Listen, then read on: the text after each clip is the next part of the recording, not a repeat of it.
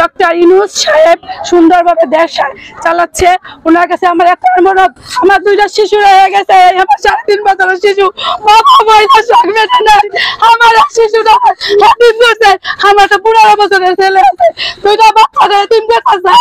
আমি আপনাদের কাছে বিচার চাই। জাহিদ মন্ডলের অফিসে তোমাকে ডাকছে, তুমি আসো।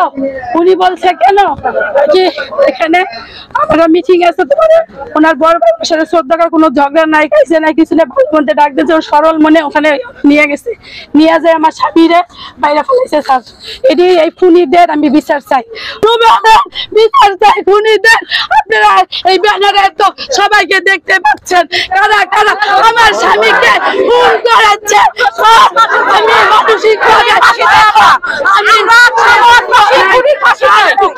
আমি ডক্টর ইউনূস সাহেবের কাছে একটাই অনুরোধ, হাত জোর করে আমার এই নাবালক শিশুদের জন্য আপনি এই বিচারটা সুন্দর মতন ডাক্তার ইউনূস সাহেব করে দিবেন।